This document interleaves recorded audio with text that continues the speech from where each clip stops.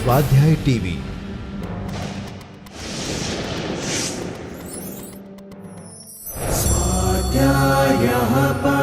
Doctor Baba Saheb Ambedkar open university.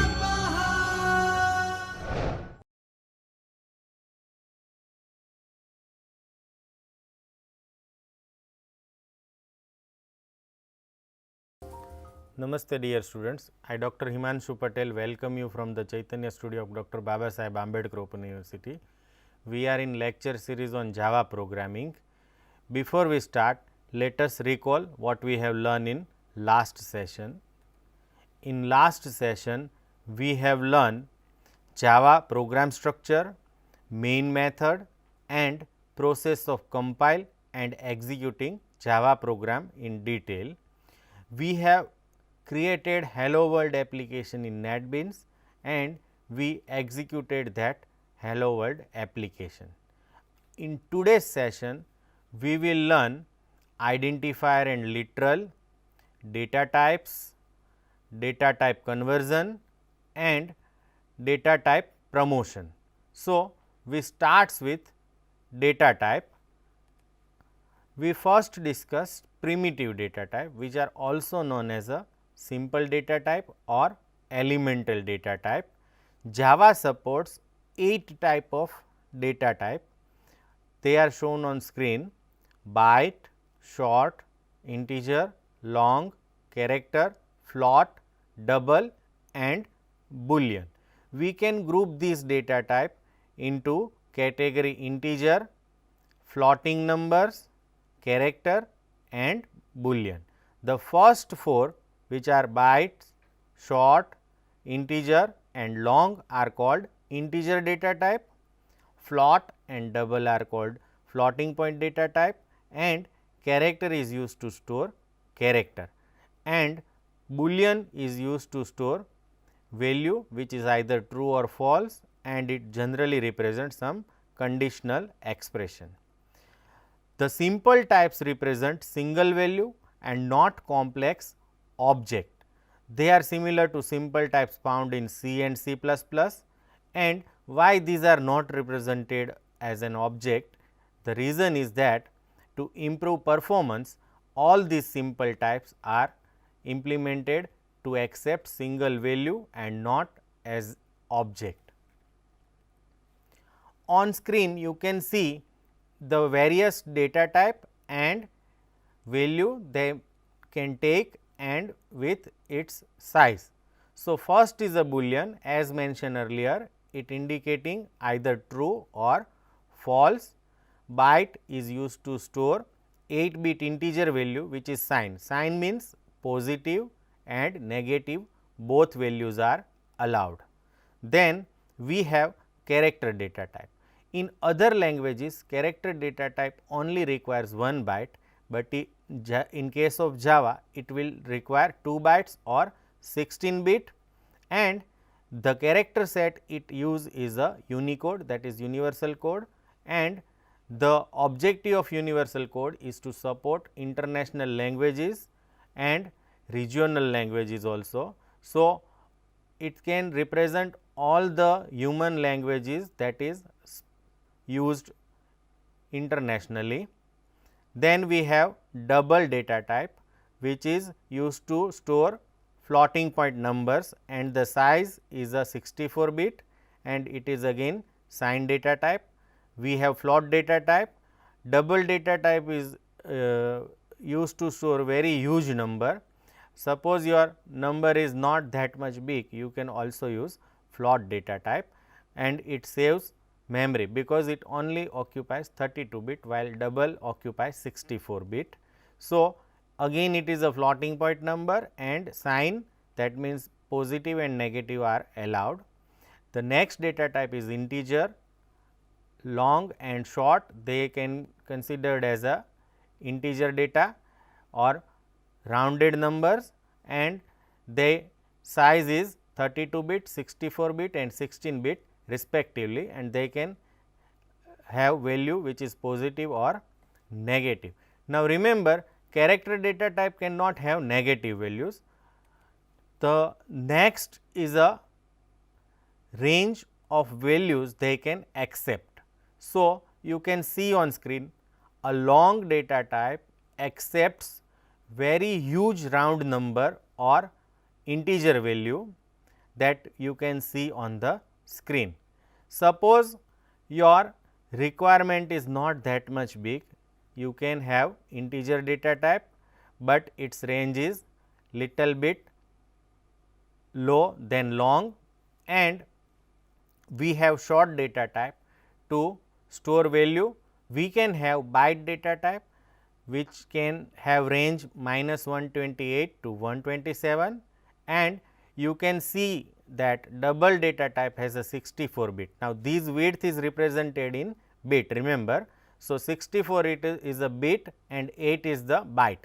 So, double data type can support 4.9 into 10 raised to minus 324 to 1.8 into 10 raised to 308. So, it is a huge number that can store inside double data type, and float supports range 1.4 into 10 raised to minus 45 to 3.4 into 10 raised to 38. So, these are the value that numeric data type can accept. Next is a character data type. As I mentioned earlier, character data type is used to store characters and it use Unicode to represent character.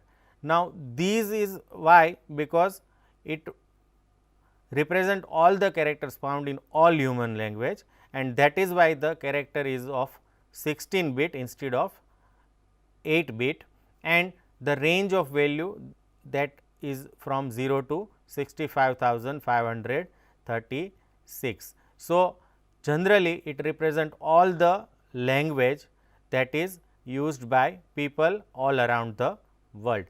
Now, internally character is stored as a integer value. So, even you can add two character together or increment the value of character variable also. So, this is all about character data type. Now, sometimes we require character which are generally not printed on screen. Now, for example, new line, form feed, tab, etc. For that we can use character escape sequences. Normally single quotes and double quote has a special meaning. So, you cannot directly print single quotes or double quotes. To print them you have to follow it before with slash. So, slash single inverted comma is used to print single quotes, and slash and double quotes is used to print double quotes. To print slash we have backslash which is repeated for 2 times, and slash r represent carry as written, slash n represent new line or line feed, and slash f represent form feed which is nothing but page length size skip. Slash t represent tab and slash b represent backspace. So, these are also known as a non printing character. So, you can represent these using a character data type. In program we can have method, variable, class name. So, we have to give it name. For example, in last lecture our class name was main and our method is main. So, all these are known as a identifier. Identifier are used to identify class name, method name and variable name. It may consist of uppercase, lowercase, numbers or the underscore and dollar sign characters or any combination of these. But what you have to remember is you can not start identifier names with digit, it should be start with character only. Now, again you have to remember is they must not be reserved words or keywords. Now, what is keyword? Integer, float, double, character, they have these name has a some special meaning. So, they are called reserved word or keyword in Java, and these identifier name should not be keyword or reserved word. And now, we take some examples of valid identifier names. So, on screen you can see that we have my where sum, C1, $test and I_m_ OK. So, all these can be considered as a valid identifier because they are consist of uppercase and lowercase character or number or dollar or underscore and nothing else, and they all are not reserved words and they all are not starts with digit. Now, below it you can find some invalid variable names. For example, 2sum is not valid because it starts with digit. Average mark is not valid because it includes dash which is not permitted in identifier name, and A/B is again not permitted because slash is not allowed. So, identifier is a programmer given name and there are certain rules for identifier that we have discussed. Now, in program we need to supply some constant value. A constant value in Java is created by using literal representation of it. Now, on screen you can see certain examples of literal. For example, 99 is integer literal, 12.3 is a double literal, x in a single quotes is a character literal, and string literal are represented between double quotes, and boolean literal may have value true or false. So, next we see example of all types of literals, or that means literal value for all primitive types. So, as mentioned earlier, character value are specified in single quotes, integer, boolean may be false or true, and we can have double literal also. Now, the interesting point here is we can have octal value we can store inside integer variable. So, on screen you can see integer, if you follow mouse pointer, integer 9 is equal to 011. So, 0 any number that starts with 0 is considered as a octal in Java, and here it represent decimal equivalent of 9. We can have hexadecimal value also. So, below it is a example of hexadecimal value. So, hexadecimal value starts with 0x and then hexadecimal number. So, in comment I mention decimal equivalent of these hexadecimal number, and we can also specify float literal using f at the end of literal, and long can be specified at the end of literal we have to write down L. So, this is how we can provide different types of literal in Java. Now, in any program you need to store some values for processing. So, variable is used to store values, and we can have any type of value that we have discussed may be stored inside these variables, and every variable has a scope which defines their visibility and lifetime. Now, what is a scope? So, suppose I define one variable inside main method, I cannot access these variable outside main method. So, this is a called scope. And what is lifetime?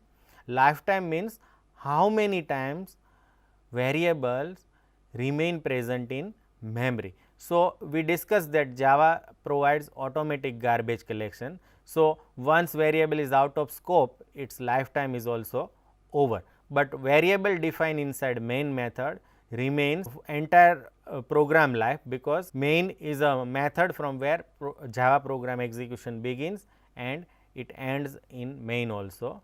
So, we can have scope which is represented by blocks in Java. And what is block? Block is nothing but any curly braces is represented by block. For example, if block, for loop block, and main method block, and class block. So, we can say generally variable scope is within block, and this block is represented by curly braces which may be of any control statement or method or class. So, this is how variable can be used. Now, how to define variable? So, general syntax for declaring variable is first you have to provide type information, which type of variable you want to declare, and then you have to give variable name or identifier. You can also initialize variable while creating it. So, by providing equal to sign and proper value, you can also initialize variable. We take one example on screen. Here we have integer a is equal to 3, b is equal to 5 and c is equal to a plus b, and d is uninitialized. So, when this statement is encountered, compiler will reserve 32 bit for integer value and store 3 at this value. Similarly, for b it also reserves 32 bit value memory and stores 5 in that. Now, c is initialized to sum of a plus b. So, a plus b must be declared before using it. So, in Java all variable must be declared before they can be used. You cannot write down c is equal to a plus b first and then a and b. It must be declared first, and d is uninitialized and is generally store default value which is 0. So, this is all about how can we declare variable in Java and how can we assign value to variable. Now, in program we need to assign one variable value to another variable.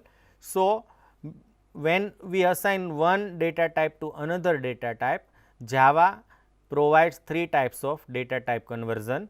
First is called widening conversion, which will automatically take place. Then we have narrowing conversion, that is need to be explicitly done, and finally, we have another type of conversion which is known as a truncation. So, first we discuss widening conversion. Now, when you assign small data type to large data type, Java will automatically convert these small data type into large data type without any problem. So, this type of conversion is known as a widening conversion, but remember it should satisfy two conditions. First, the two type must be compatible, and second, the destination type should be larger than the source type. So, integer and floating point types are considered as a compatible with each other. The numeric types are not compatible with character or boolean, and character and boolean are not compatible with each other because they cannot accept value which is stored in one another, and this type of conversion is known as a widening conversion. Now, in this case we have not any issue because we are using compatible types and we are storing small data type value into large data type. Now, when you convert large data type into smaller data type, this kind of conversion is known as a narrowing conversion, and to create this type of conversion between two incompatible types, you must use a cast. Now, what is cast? A cast is simply an explicit type conversion. Now, we take one example. We have long data type A and integer data type B. Now, I want to store value of A into B. So, B may not be able to accept value because it may be outside the range of B also. So, in this case we have to explicitly specify that I want to take long value and convert it into integer value. So, general form of typecasting is that we have to specify target type in parenthesis and then value. So, this type of conversion is known as a narrowing conversion. The last type of conversion is truncation. Truncation means when you assign floating value to integer type, it is known as a truncation. Now, we take one example. For example, if value is 3.1 which is float and we want to assign it to integer, the resulting value will simply be 3 because integer cannot accept fraction and 0.21 will have been truncated. So, if the size of whole number component is too large to fit into the target integer type, then the value will be reduced modulo the target type's range. That means, Java will automatically try to convert this value into target type. If it cannot be accommodated, then it will use modulo the target type's range. That means, if I want to store integer value into short, then it will try to find modulo of and whatever result is get it stored in short data type. So, this is known as a truncation. Generally, when we write down expression in Java, expression may consist of variable, constant and operators. You might know the basic operator like plus, minus, multiply and division. So, suppose I write down one expression which consists of plus, minus and multiply or division, this is known as a expression. Now, in expression we can use multiple type of data type. So, Java will ultimately decide the type of expression based on the value used in expression. So, this kind of thing is known as a type promotion. Now, Java defines several type promotion rules that apply to expression, and they are: first, all byte and short values are promoted to integer. That means, if expression consists of 3 value byte, short and integer, it will be promoted to integer, and if one operand is long, then whole expression is promoted to long. But if there is a one float operand, the entire expression is promoted to float, and if any of the operand is double, the result is double. That means, double is the largest data type available in Java. So, double will override all the basic data type and float overrides rest of the data type, and long override integer and short and byte. So, this is how this hierarchy works: byte to short, short to integer, integer to long, long to float and float to double. So, this kind of thing is known as a type promotion, which Java automatically applies in case of expression evaluation. So, we must know these type promotion rules, so that we can decide value of variable in which we want to store value of our expression. Now, we understand the concept of variable and type conversion and type promotion with two example in NetBeans. So, let us have look at these two program where we understand these two concepts.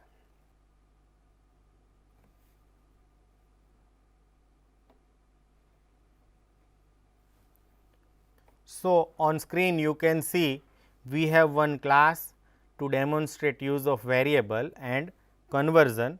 So, here is a class variable that I have used in project, and these are 3 data types, which is short, integer and float, which is initialized to 1, 1000 and 12.3 respectively.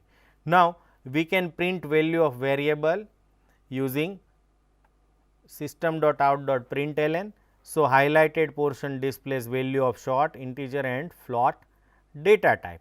Now, suppose I assign value integer to float, this is known as a widening conversion. So, I just comment these two and run this program. So, to run this program I have to right click on this file and then select run file. So, here you can see that our output is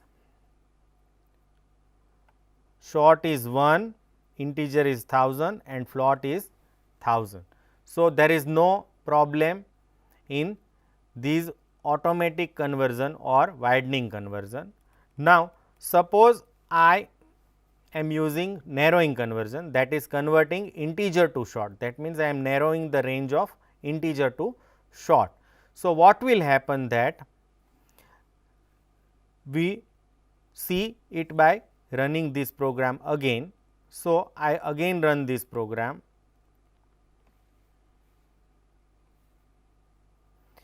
Now, you can see that our short is also assigned to 1000, but for these we have to explicitly tell Java that I want to convert these into short data type, and Now I commenting these two lines and uncomment third line. So here what will happen that 12.3 will be converted into 12 when storing into integer. So this is known as a truncation. So now let us run again this file and see what will be the output of our program is. So here you can see that in integer we have 12 only and float is 12.3. So this is how you can convert one data type into another and perform three types of conversion. Now we want to demonstrate how type promotion rule is applied. So for that we have one file called promotion.java.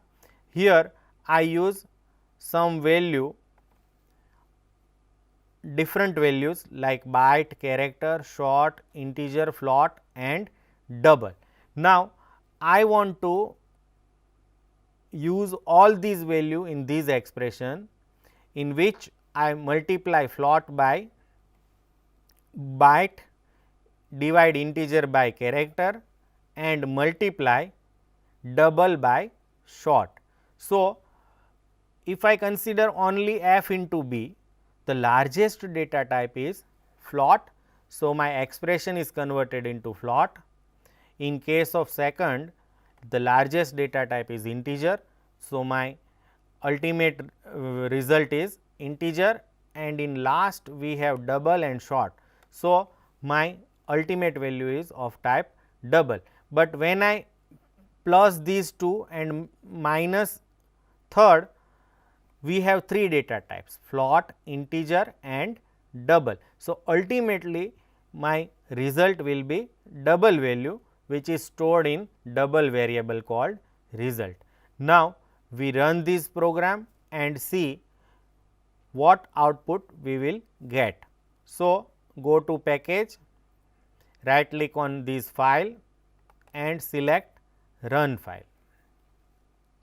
So on screen you can see that first is a converted to float value, second is converted to integer value and third is converted to double value, and from float, integer and double the result is converted into double value and it is 626.77. So this is how Java performs type promotion. In today's session we have learned data types, literal and variable, data type conversion and how data type promotion rule will apply. I hope you enjoy this session. Thank you and happy learning.